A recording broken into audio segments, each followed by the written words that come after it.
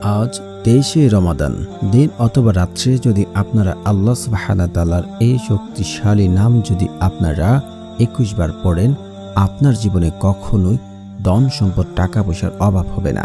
আপনি অল্প দিনে ধনী হয়ে যাবেন এবং আপনার মনে যত কঠিন আশাই থাকুক না কেন মুহূর্তের মধ্যে তা পূর্ণ হয়ে যাবে এবং আপনি আল্লাহ তাআলার কাছে যা চাইবেন তাই পাবেন। জীবনে কখনোই অভাব অনটন আসবে না, অভাব অনটন আপনাকে কখনোই গ্রাস করবে না। যদি আপনারা ভিডিওটা টেনে টেনে দেখেন তাহলে আপনাদের দোয়া কবুল হবে না, কারণ হয়তো কোনো পয়েন্ট মিস করে ফেলবেন। তাই বলছি, না টেনে সম্পূর্ণ ভিডিও দেখার অনুরোধ রইল। আর যারা এই চ্যানেলটি সাবস্ক্রাইব করবেন তাদেরও মনের আশা পূর্ণ হবে ইনশাআল্লাহ। আল্লাহ তাআলার কাছে ধন সম্পদের কোনো কিছুরই অভাব নেই। আপনি যদি সঠিকভাবে সঠিক পদ্ধতিতে চাইতে পারেন, আল্লাহ রাব্বুল আলামিন আপনার ধন সম্পদ বাড়িয়ে দেবেন। কারণ পবিত্র কোরআনে আল্লাহ তাআলা বলেন, তোমরা আমার কাছে দোয়া করো, আমি তোমাদের দোয়া কবুল করব। আল্লাহ তাআলা আরো বলেন, উদউনি আস্তাজিব লাকুম, তোমরা আমাকে ডাকো, আমি তোমাদের ডাকে সাড়া দেব। আল্লাহ রাসূল সাল্লাল্লাহু আলাইহি ওয়াসাল্লাম বলেন, যদি কোনো বান্দা আল্লাহ তাআলার কাছে সঠিক নিয়মে সঠিক পদ্ধতিতে দুহাত তুলেন, আল্লাহ রাব্বুল আলামিন ওই বান্দার দুহাতকে খালি হাতে ফেরত দিতে লজ্জাবোধ করেন। আল্লাহ তাআলা তার বান্দাদেরকে খালি হাতে ফেরত দেন না।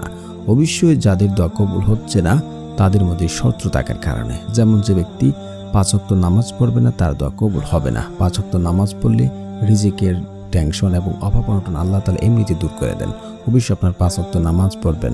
পিতা মাতার অবাধ্য সন্তানের দোয়া কবুল হয় না, যে ব্যক্তি হারাম খায় তার দোয়া কবুল হয় না, যে ব্যক্তি আত্মীয় সম্পর্ক চিহ্নিত করার দোয়া করে তার দোয়া কবুল হয় না, এবং যে ব্যক্তি তাড়াহুড়া করে তার দোয়া কবুল করা হয় না। এখন কথা হচ্ছে, তাহলে আমলটি কিভাবে করব?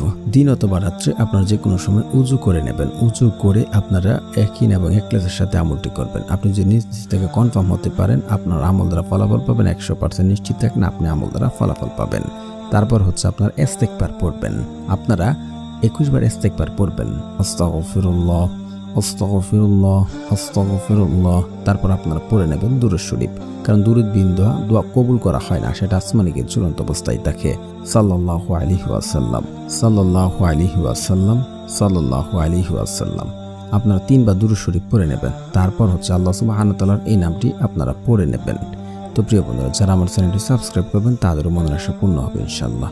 কারণ যাদের মন ভালো তারা অন্যদের সহযোগিতা করেন, আল্লাহ তাআলা তাদের মনের আশা পূর্ণ করেন। তো আল্লাহ তাআলার সেই শক্তিশালী নাম হচ্ছে ইয়া গাফফারু ইয়া গাফফারু ইয়া গাফফারু।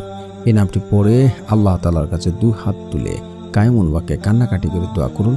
ইনশাআল্লাহ ইনশাআল্লাহ বিশ্বাস রাখেন আমল দ্বারা ফলাফল পাবেন।